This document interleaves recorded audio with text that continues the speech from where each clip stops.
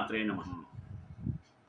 There are so many sages who brought our Indian tradition into limelight, and so many others brought some sort of sciences to the limelight. Among them, one is Patanjali. When we hear the word of Patanjali, we immediately come to the Yoga Shastra. He is also one of the part of three grammarians. Who are they?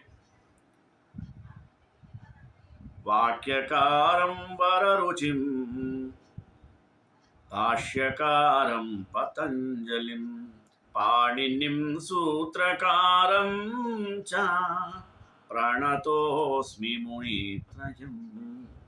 Vakyakarudu Vararuchi-The Sage, Bhashyakara Patanjali, Panini another sage, Sutrakara. So I salute those three. Basing on this sloka, we can understand there are three sages for bringing out the Sanskrit grammar. They are Panini, Patanjali, Vararuchi. Among them, we now discuss about Patanjali. The sage Patanjali brought not only the Bhashyam mean, what do we say, glossary, explanation, deep detailed analysis given by Patanjali to the grammar. Each and every letter or word is elaborately discussed and given the explanation in detail. That is called Bhashya. Similarly, he served to our Yoga Shastra. Yoga Shastra is an ancient one, but nowadays every people came to the experience that Yoga Shastra is the most beneficial to these dates. That's why in each and every part of the world, the yoga is practiced by every human being to protect their health. At the same time, the yoga classes were conducted in each and every part of the world. Like that, our ancient Yoga Shastra now came to an exalted place, the highest place in the world. Everybody, every world, every country should follow this Yoga Shastra to save their lives from various diseases. See, like this, Patanjali attained such a name. What he says, through Yoga Shastra, through performing yoga, you can save your health. When you save your health, that is your wealth. If you save yourself, your family will be saved. When your family is saved, your village will be saved. Through village, city to state, state to country, country to country. Like this, the entire universe will become healthy. When a person is physically healthy, he also will be healthy in mental. When both are healthy, he will be the good person, gentleman. Otherwise, he will do whatever he thinks, because his mind wavers like a beavers.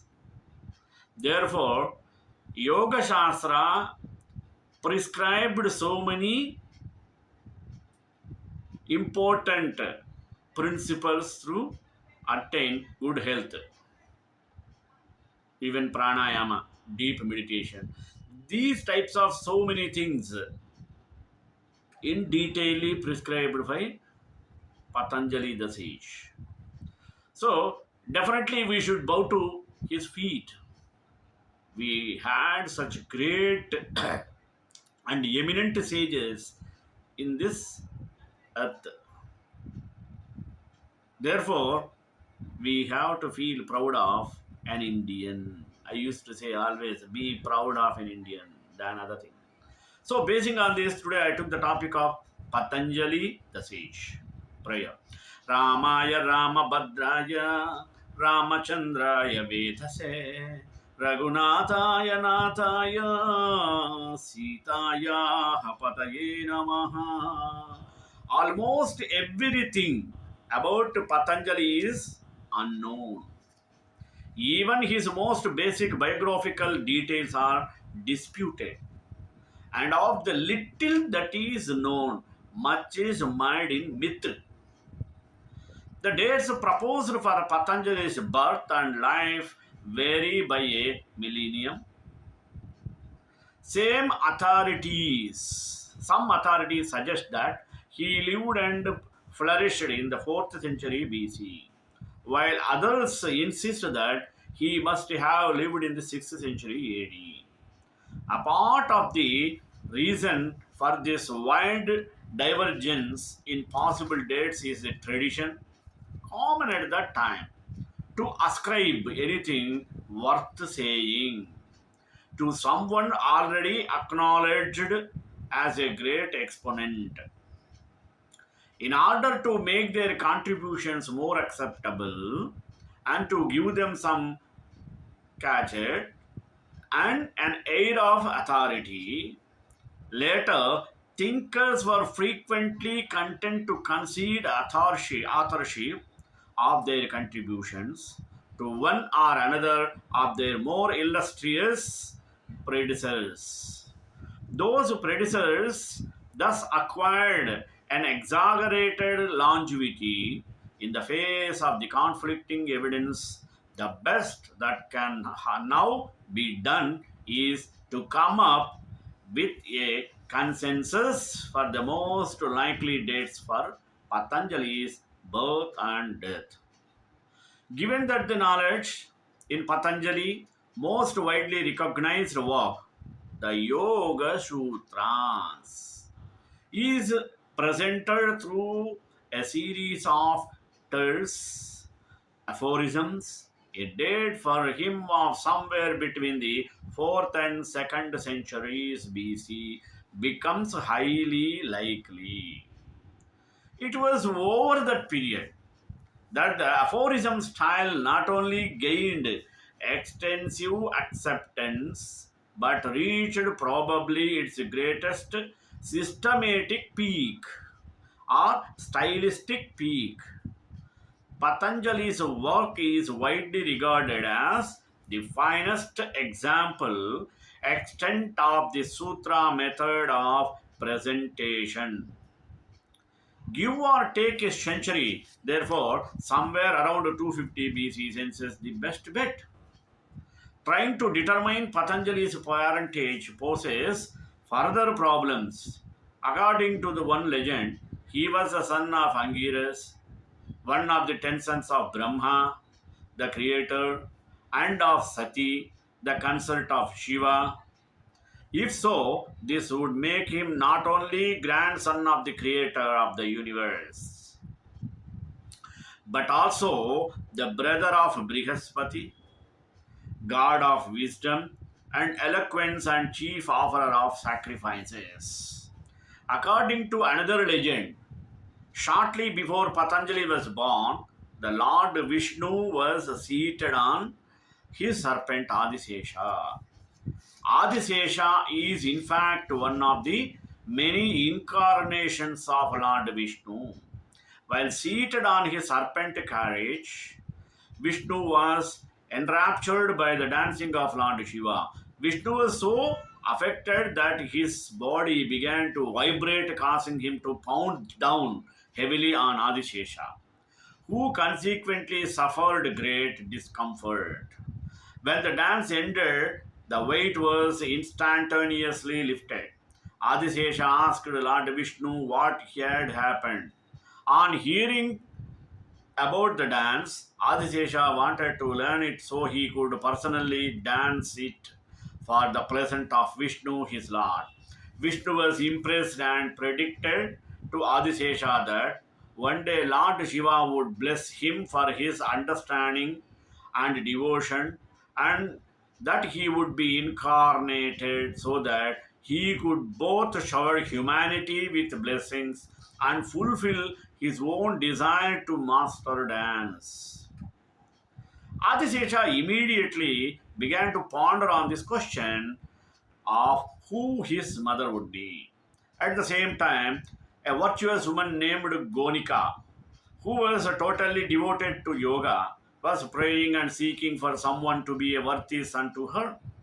She wanted to pass on the knowledge and understanding she had gained through yoga. Concerned that with her days on earth now severely numbered, she had not yet found a candidate. She prostrated herself before the sun god, the earthly manifestation of the light and presence of God. She scooped up the only gift she could find, a handful of water, and beseeched him to bestow her with a son. She then meditated upon the sun and prepared herself to present her simple but sincere offering. On seeing all this, Adisesha knew that he had found the mother he was looking for. Just as Gonika was about to offer her handful of water to that son, she glanced down at her hands and was astonished to see a tiny serpent moving in her hands. She was even more astonished when, within a few moments, that serpent had assumed a human form. Adishesha, who it was, in his turn prostrated before Gonika and pleaded with her to accept him as her son. So his place of birth. As for where Patanjali was born, this also is far from clear. Nor is it clear exactly where he lived. Mount Meru stands at the center of the universe and is generally taken as an allegory for the human spine. It is surrounded by seven continents. The central one, which encircles Mount Meru, is called Jambu Dvipa, after the jambu trees that abound in it. One particular jambu tree stands proudly atop Mount Meru. Its fruits and flowers are visible across the entire continent and are much desired by its inhabitants.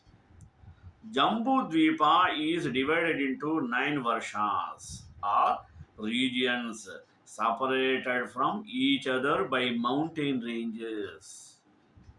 What are they? No? These nine are Bharata, Ilavruta, Hari, Kuru, Hiranmaya, Ramyaka, Ketumala, Bhadrashva, and Kinnara. India proper is sometimes taken to be Jambudvipa itself, but it is more frequently taken to be Bharata Varsham. It is therefore where the descendants of Bharata. The former is taken to be Agni and the author of the Rig Veda. The latter are taken to be the priests who carry the oblations. Only in Bharatavarsha do the 4 yugas exist. Only Bharatavarsha, therefore, allows for a proper passage of time and due working out of karma. Tradition holds that sage Patanjali was not born in Bharatavarsha. He was rather born in Ilavrutavarsha. Some insist that Ilavruta is not one of the divisions of Jambudvipa at all, but an exalted place beyond. It is inhabited only by gods and those few spiritual beings who embody supreme spirituality and transcendence. Ilavruta, therefore, is not strictly a part of India or any other earthly country, but an ethereal and celestial abode. In order to appease those who always want to be lateral and who will settle for nothing less than verifiable facts, it is probably wisest to concede that all these tales of Patanjali's birth and his likely domicile are most probably allegories. So, it could be that what is being implied is that In common with all those other great rishis and seers who have benefited humanity, Patanjali came to these earthly times and places from some completely other sphere. He came to elucidate knowledge for the benefit of those dwellers in Bharata also, who afflicted as they are by time, existence, and the workings out of causes and effects are still nevertheless eager to receive and imbibe it. Let us find out his life. However and whatever, he was born. Patanjali eventually appeared on earth to fulfill his self appointed destiny. Unsurprisingly, given his lineage, he had no ordinary childhood. He could apparently communicated fully from the moment he was born. Not only that, but both the topics of his conversations and the intellect and vigor with which he discussed them were the kind more usually associated with sages, rishis, and seers. Patanjali not only acutely and accurately analyzed and discussed things of the present, but revealed matters of both the ancient past and the immediate and distant futures with accuracy and incisive penetration. The cut and thrust of his eye, mind, and mouth were of such intensity that on one occasion, when the inhabitants of Bothabandra chose to disturb him in the middle of his religious austerities and ridiculed him, he reduced them to ashes with nothing more than the fire of his mouth and speech. His marriage is also the stuff of legend. His portrayal and iconography. Lord Patanjali is reckoned to be an incarnation of the serpent Ananta, whose name means the endless one, and who is another form of Adisesha. He is therefore, on some accounts, Lord Vishnu's seat, for Vishnu sits upon Adisesha before the beginning of his creation. Above Patanjali is a cobra's hood, the sign of ultimate protection from all possible evils and difficulties in the world. There are seven serpent hoods forming a divine umbrella protecting both Patanjali and all aspirants who turn to him for guidance. Those seven hoods symbolize his mastery and conquest of the five elements of earth, water, fire, air, and sky, along with the attainment of moksha and samadhi, liberation and enlightenment. Patanjali himself is generally depicted as half human and half serpent. It is real. His human torso emerges from the coils of the all powerful serpent who is awakening in the moment of creation. The serpent embodies that creature energy. It is coiled the 3.5 times. There is one coil each for the earth, the atmosphere, and the heavens. Or again, one coiled each to represent his omnipresent, omnipotent, and omniscient natures. Patanjali's hands are in the traditional Indian greeting of Namaste, sometimes called an Anjali or offering. Since Pata means fallen, Patanjali can be roughly translated as the grace that falls from heaven. The Lord is generally depicted in a meditative trance. His folded hands are both blessings and greetings, those who have approached him seeking yoga and its truths. His salutation eases their labors with its grace. It also assures them that those labors will eventually bear fruit.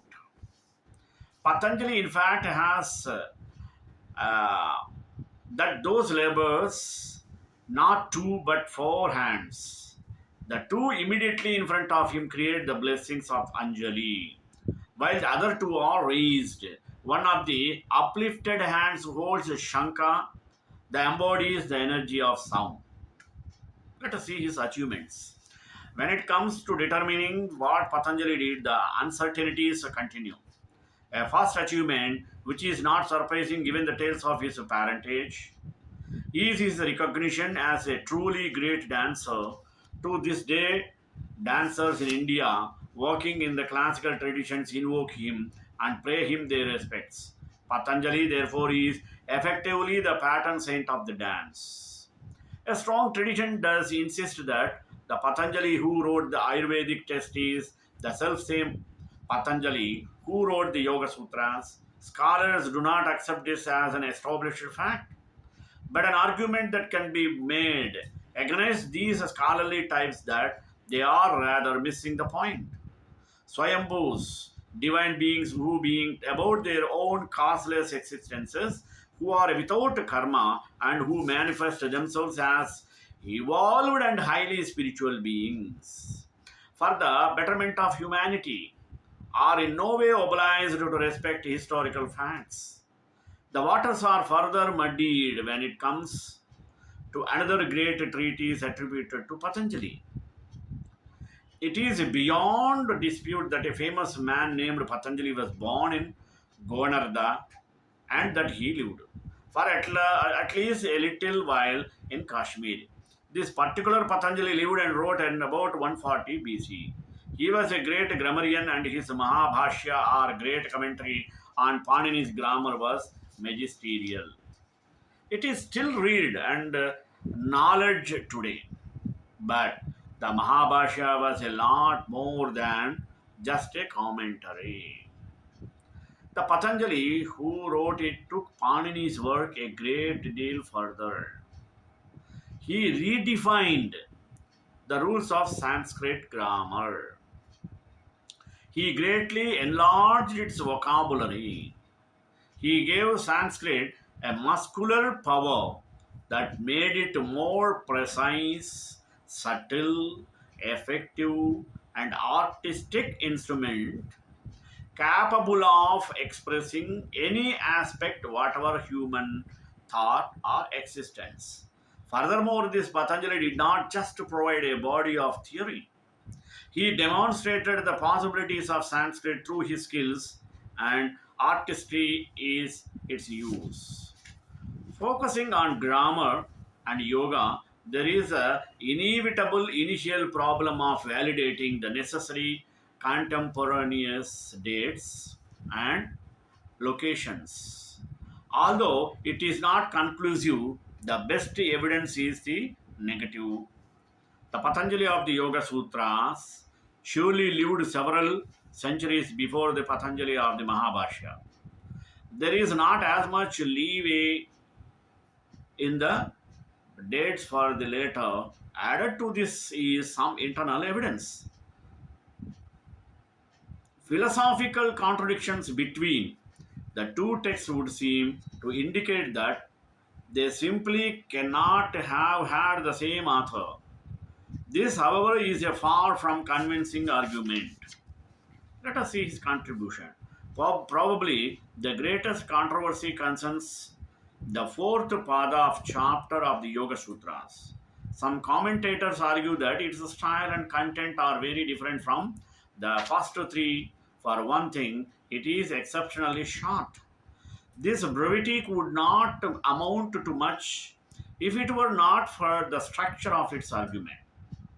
The first three chapters seem to develop their themes in a leisurely and non dogmatic manner. The fourth, by contrast, seems much more rushed. It has the air of striving earnestly to make a point. The fourth, by contrast, seems much more rushed.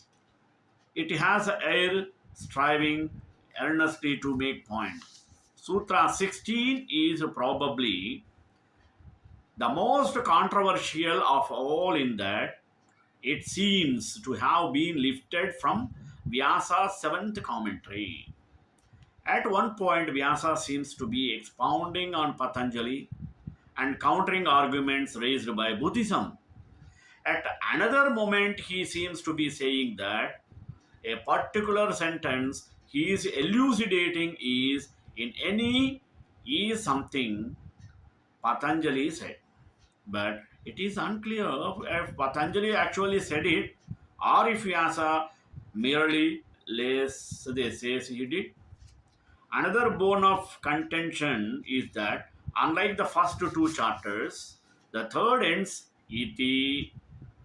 Iti has rough meaning of thus as it was intended. It is a traditional way of ending a Sanskrit text, meaning that there seem to be two the ends in one book. The critics declare that it is most curious that one book should contain two. It is or the ends. Those who prefer to affirm the unity of the Yoga Sutras are unconvinced by the above arguments. They point out that the fourth chapter is physically and metaphysically coherent with the previous three, and the fourth taken together achieve a remarkable degree of homogeneity and theomatic consistency. All the fourth chapter does it describe the same topic, but from the standpoint of one who has succeeded rather than one who is still seeking. The skeptics promptly counter by saying that anyone wanting to pass off an obviously later interpolation as a part of the original would have gone to exactly this could have gone in trouble. Clearly, it is important to settle whether the first three chapters, which both sides use their measuring stick, are indispensable as Patanjali originals.